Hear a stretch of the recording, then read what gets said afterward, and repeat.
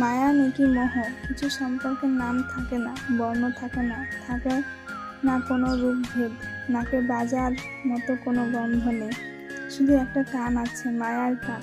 দূরত্ব যদি হয় আকাশ ছোঁয়া পথের, কিংবা যদি হয় পৃথিবীর 2 মেরু বরাবর, তারপরে এর টানে এতটুকু ছেদ পড়বে না কখনো।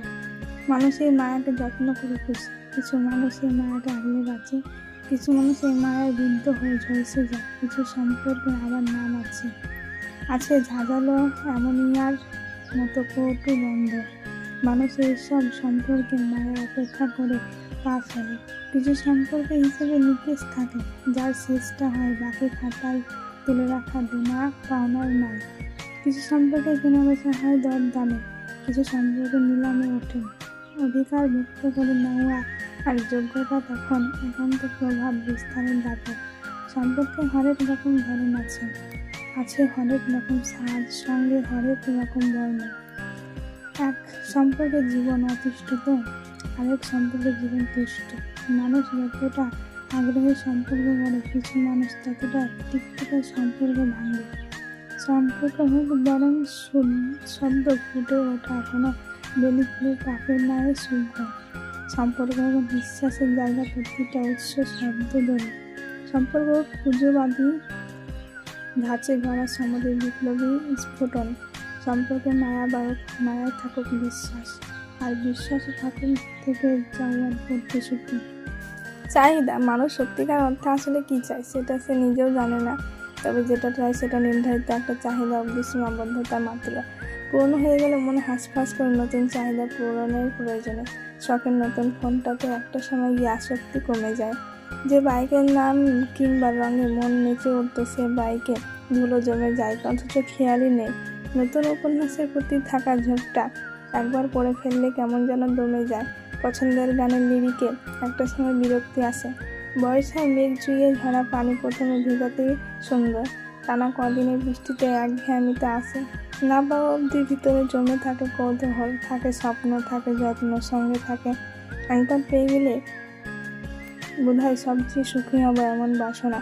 অথচ সেই কাঙ্ক্ষিত জিনিস একবার অধিকারে চলে আসলে মানুষ ধীরে ধীরে আসক্তি হারায় যত্ন। মানুষ ভাবে যে অভাববোধ তাকে আজ পোড়াচ্ছে, তাই একবার পূরণ হয়ে গেলে সে সুখী হবে, কিন্তু বাস্তবতা তার উল্টো চিত্র ফুটিয়ে তোলে।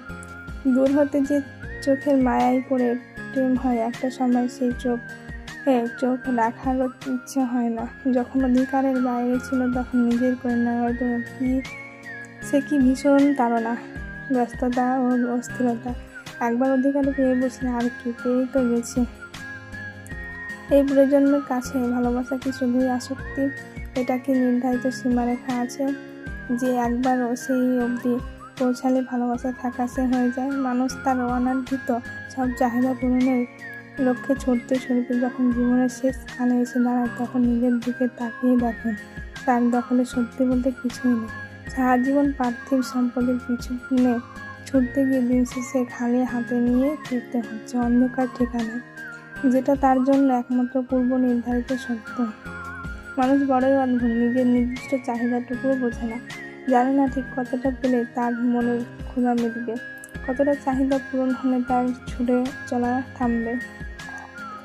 আল্লাহ সুবহানাহু তাআলা খুব কম মানুষকে নিজের নফসের ওপর, নিজের চাহিদার ওপর নিয়ন্ত্রণের ক্ষমতা দিয়েছেন, আর যারা নিয়ন্ত্রণী তারাই তো সফল। বাকি থাকা আমরা শুধুই ছুটে চলি গন্তব্যহীন পথের প্রতি। এই ছুটে চলা মানুষকে কখনো থামবে না।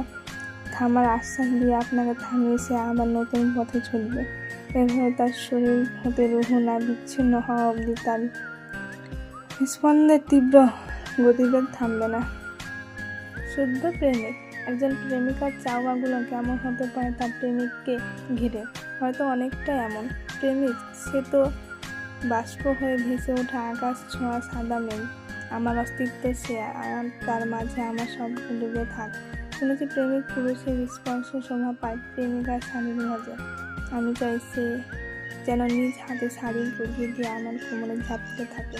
আমি চাই আমার আস্থার মূল্য দিয়ে সে তার গল্প জুড়ে শুধু যেন আনিময় চরিত্র সৃষ্টি করে তোলে। পৃথিবীর সব প্রেমিকারাই নাকি স্বার্থপর। প্রেমিক মানে নাকি রাগান্বিত মুখে নিষ্ঠুর কণ্ঠস্বর। তবে আমি চাই আমার প্রিয়জন আমাকে তার শ্বাসে মিশিয়ে নিক। আমি চাই তার কোমল মুখের দিকে তাকালে আমি যেন ভালো থাকার কারণ খুঁজে পাই। প্রেম করে নাকি শুধু দুধের মাছি, স্বার্থ হাসিল নামক বদনাম রটে গেছে প্রেমিকদের নামে। শহরের দেওয়ালে দেওয়ালে আমি চাই সবার জীবনে প্রেমিক থাক, অমর্ষক হয়ে দাঁড়াক, বদনাম ঘুচে যাক প্রেমিকের নামে রটানো সব ভাবনার বীজ।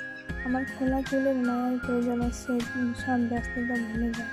আমার চোখের মায়ার প্রয়োজনে সে বারবার পথ ঘুরে আমার পাড়েই ফিরে আসে।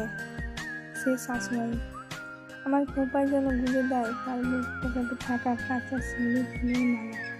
আমার হাতে যেন স্পর্শ পায় তার বিশ্বস্ত হাত দীর্ঘ পথ চলায়। এদিন সব প্রেমিকের কলুষিত বদনাম মিটিয়ে যাক আমার প্রেমিকের ভূমিকায়। প্রেমিকরা হয়ে উঠুক বিশ্বস্ত, যুগে যুগে তারা যেন অমর প্রেমের গল্প ছড়ায়।